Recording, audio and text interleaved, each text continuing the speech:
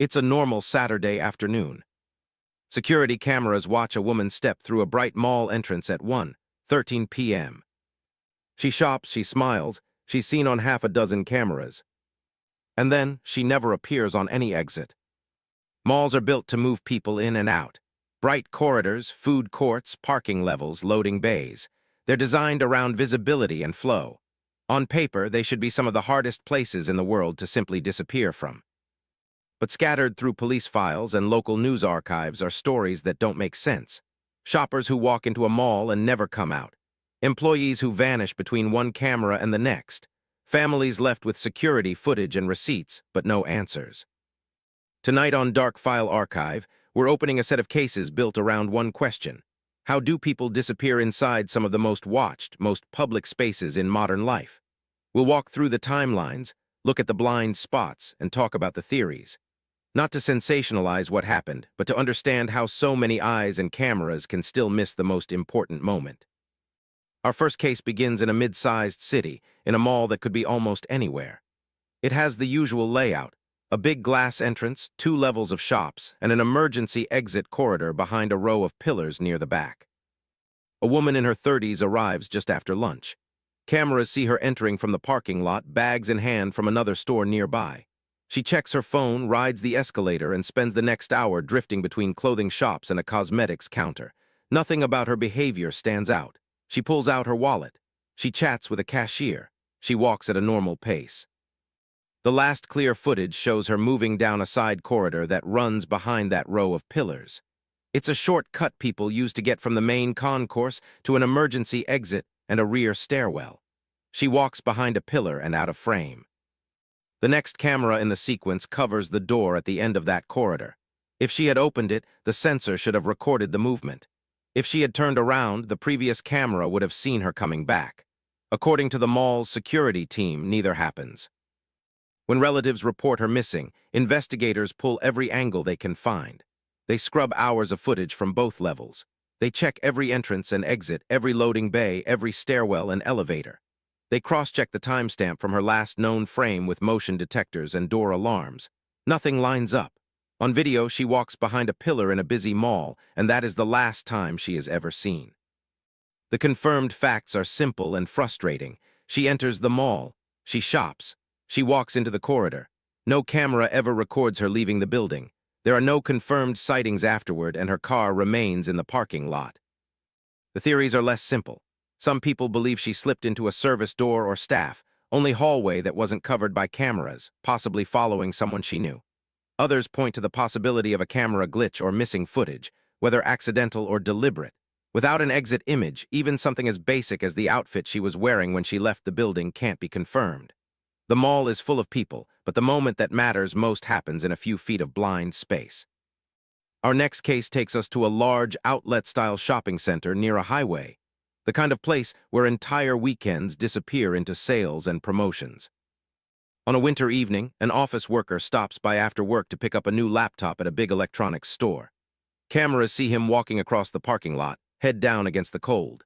Inside, he spends around 20 minutes browsing, talking briefly with a staff member, and testing devices on display tables. He pays at the counter with a card, thanks the cashier, and is seen heading toward the rear of the store, where the exits to the mall interior are. And then the timeline fragments. The mall's interior camera that should pick up anyone leaving that store is angled slightly too high. It reliably records heads and shoulders, but the bottom half of the frame is mostly the bright glow of nearby window displays. Investigators later describe the footage as busy but unhelpful. People move in and out. Some could be him, but nothing is distinct enough to say for certain. What is clear is what doesn't happen. His car never leaves the parking lot. There is no verified footage of him exiting the building to the outside. The electronics store's own cameras show him leaving the shop floor, but they do not cover the staff doors, storage areas, or certain parts of the corridor behind the store. Confirmed facts. He enters the mall, he purchases an item, and he walks toward the back. His phone stops connecting to the network within an hour of that last footage. The new laptop is never activated. There is no confirmed record of him boarding public transport, checking into a hotel, or visiting any ATM. Speculation leans toward a small window of vulnerability between public and private spaces. One theory suggests he may have followed a staff member into a stockroom to resolve an issue with his purchase, placing him in an area with fewer cameras and fewer witnesses. Another points to the complex layout of loading docks and service corridors behind the outlet stores, where vehicles and deliveries move with less oversight. But again, without clear footage of him leaving the public floor, everything remains an educated guess. If our first two cases highlight how adults can vanish, our third case confronts one of the darkest fears many people carry when they walk into a store with children. In a large big-box store attached to a small regional mall, a family spends a busy afternoon shopping. Their child wanders ahead down the toy aisle, still in sight at first, then briefly out of view as he turns a corner. Cameras show him walking slowly, touching boxes, stopping to look at a display. At one point, he appears on camera again, now closer to the back of the store. A taller figure walks a short distance behind him. The footage is grainy and the person's face is turned away from the camera. At no point is there a clear interaction captured on video. But the next time the child appears, he is near a staff-only door at the rear of the store. His body language is calm. He looks like he's simply following directions. That camera records him stepping through the staff door. The taller figure is glimpsed again at the edge of the frame. After that, there are no more confirmed images. Investigators later piece together what they can. The door leads into a short hallway that branches off toward a stockroom, an internal corridor that eventually connects to the mall's service passageways, and an emergency exit. Some of those interior areas are covered by older cameras. Some aren't. In a few places, cameras were installed but never properly connected to recording equipment. The result is a maze of partial coverage. The confirmed facts are harrowing in their simplicity. A child walks into a store with family.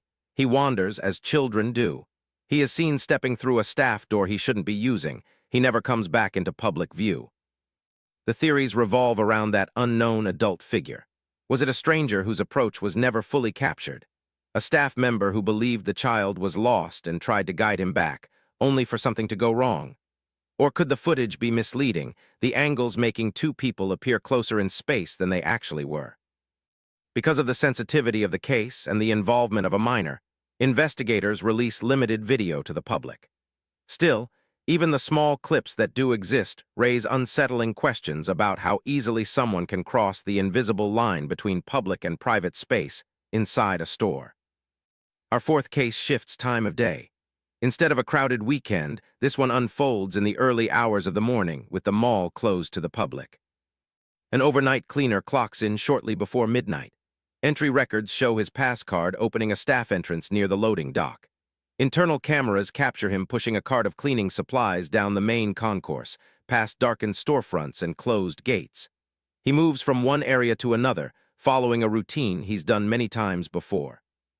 Just after 2 in the morning, a service camera shows him wheeling his cart into a narrow back corridor that connects to utility rooms and mechanical spaces. At almost the exact same moment, that camera starts to show intermittent static. When the feed stabilizes again, the corridor is empty. His cart is there. He is. This is one of those details that fuels endless speculation, a camera glitch happening at exactly the wrong moment. It might be coincidence, a simple hardware fault caused by a power fluctuation or loose cable. It might be something else. What investigators can say is that there's no usable footage showing him leaving that corridor. Searches of the building and the surrounding area turn up nothing definitive. His car remains in the staff parking area. His pass card is never recorded opening any exit door. The service spaces beyond that corridor are complex. Storage rooms, equipment closets, stairwells, and an older section of the building that predates many of the newer safety standards. Some of it is well documented, some of it is not.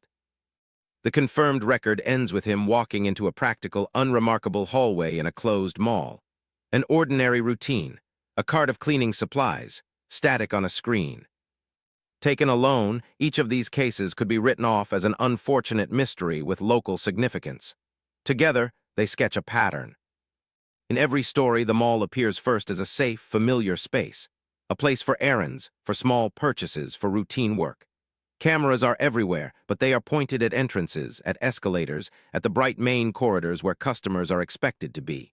The moments that matter most often happen just outside the frame. Behind a pillar in a staff doorway, in a service corridor no one thinks about until it's too late. The confirmed facts are rarely satisfying. A final frame on a camera, a car left in a lot, a card swipe at a door, devices that disconnect.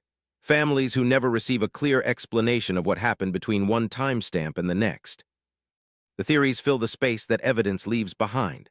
Some point to targeted abductions, with offenders exploiting known blind spots and staff areas. Others point to voluntary disappearances, arguing that malls connect to bus routes, side streets, and public transport in ways that might allow someone who planned ahead to vanish from their life. There are suggestions of accidents in poorly documented service areas, and of footage that may have been lost, mishandled, or never recorded at all. What all these cases have in common is the feeling that something fundamental failed. Not just the cameras, but the assumption that bright public spaces keep us safe by default. They show how quickly that sense of safety can evaporate when the record is incomplete. As you listen to these stories, it's worth asking, how much do we trust the idea that someone is always watching in public spaces like malls, and how true is that really? Are these disappearances rare statistical outliers, or signs that our everyday architecture contains more blind corners than we like to admit? If you want to keep opening files like these, cases where ordinary places turn into unsolved questions, consider subscribing to Dark File Archive. And tell us in the comments which angle you want to see next. More vanishings in everyday locations, or more stories about cameras that captured everything except the truth.